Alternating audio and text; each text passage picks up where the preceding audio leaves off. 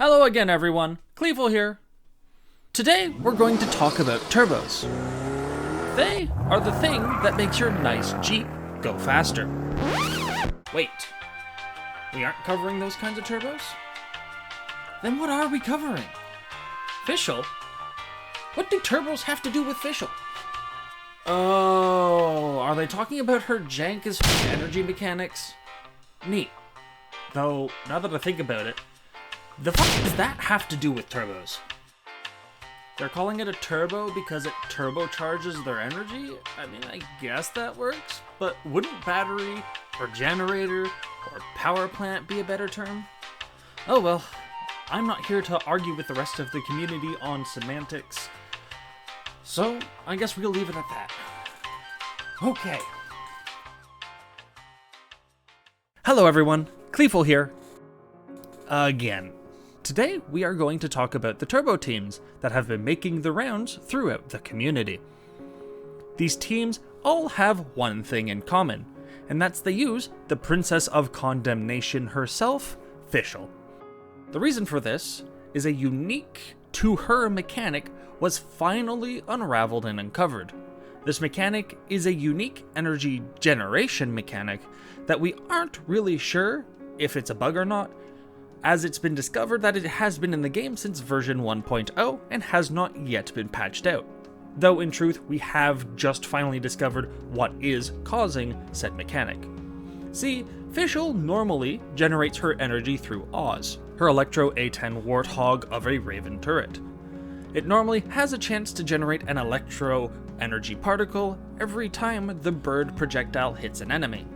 This is fine, as it's how all the other turret characters work, such as Albedo, Xiangling, and Zhongli. But we have now discovered something else. Something sinister. According to all known laws of elemental particle generation, Oz should not be capable of producing any more energy than what he can by himself in a vacuum. This, however, does not appear to be the case. By some miracle stroke of fate, or maybe even as a blessing by the heavens themselves, Fischl, and by extension Oz, seem to have the power to ignore causality and space-time itself, and rip energy asunder from the universe. However, even this reality warping capability does follow some rules. Oz requires fuel in order to open the tears in reality that are required to pull this energy. Whenever Oz attacks with his bolt of electrical mayhem, if that bolt causes an overload or a superconductor reaction, this ability manifests itself. For every enemy hit by these reactions, Oz is capable of extracting from the fabric of reality itself one electro energy particle per enemy affected by said reaction. Only the bolts Oz himself generates are capable of triggering this effect. If the trigger comes from the echo that Oz has at Fischl C6, from Fischl herself with a charged attack, or is triggered by someone else, the effect does not take place. Only the regular turret shots from Oz himself, when they are the trigger for the reaction, generate this effect. So you may think, so what? Fischl warps reality to give me more energy. How does that help me do more damage? I already have my team set up to ult off cooldown, and their energy recharge issues are already covered. And on top of that, Overload and Superconductor just do less damage than Melt and Vape. And you know what? You're correct. However, you are ignoring the elephant in the room. What happens to the supporting cast of your team when they don't need to worry as much about how much energy recharge they have? Doing this enables you to potentially change up your weapon or artifact selections. Such changes can include Xiangling running a DPS spear, such as Dragon's Bane, instead of using Prototype Star Glitter or Favonia Spear. Jingqiu can finally eschew his reliance of Sack Sword, and Beidou can finally generally fund her ult in a relatively timely manner, which, when near 2 or more enemies, is the strongest ultimate in the game bar absolutely nothing. It's ridiculous how busted it is in terms of just general damage capability. Getting away from being strapped by energy recharge is a lot better than you might think. Let's take Xingqiu for example. Assuming he's been invested into fairly well with good artifacts, he's Ascension 5, level 70 out of 80, you have a series of level 80 out of 80 weapons, which for a free-to-play week 1 player is a reasonable to have thing, though not everyone will have invested this much into him particularly. This is more just an example case. Giving Xingqiu a R1 or R2 sack sword and an energy recharge hourglass, we get a 3,332 base power. Oh, by the way, base power is just taking the average crit value, which is in another video I've done, link in the description, or in the little infographic card thing in the top right corner. But essentially what it is taking the average crit value and multiplying that into your attack. It's an amazingly effective way of measuring the comparable DPS capabilities of multiple weapon and artifact loadouts, and is generally a very good thing to know how to do. Anyway, getting back to the sack sword with ER Hourglass example, and once we take into effect fairly well rolled artifacts, we net these displayed stats, which in turn has a base power of 3,332.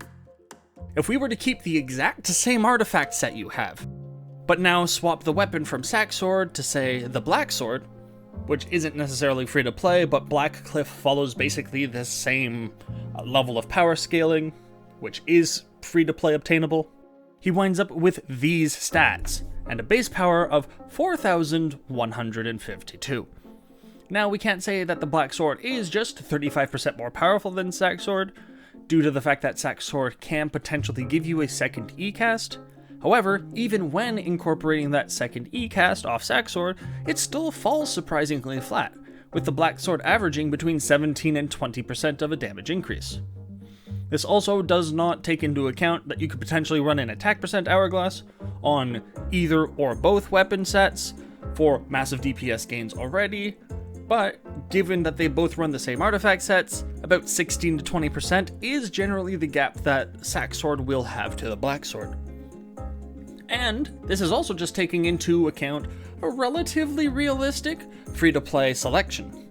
Once we start incorporating possible 5-star weapons, I've seen as high as a 60% damage increase over sack sword, though that particular example was using the Jade Cutter, a 5-star weapon. Though, honestly, a 60% increase is a frankly ridiculous increase in damage potential overall. And the other energy recharge heavy DPS characters, such as Zhangling and Beidou, gain similar, if not larger, damage increases by eschewing their energy recharge reliance. This, in particular, is where one gains their DPS when running a turbo comp. To further drive home the point, the largest theory crafting YouTuber, Jinx, has gotten a faster Abyss clear time running a Diluc turbo team than his regular Diluc vape team has ever obtained. The team he specifically used, if I recall correctly, was Diluc, Zhangling, Fischl, and Bennett. But it just goes to show the potential DPS capabilities this provides. Now, just because I've said this, I don't go recommending everyone and their mother go to farm a new set of gear to completely change these units just to get the most out of this new Fischl mechanic. It may in fact be a bug, and could potentially be patched out. Please don't fix Daddy Mihoyo. I like my good Fischl.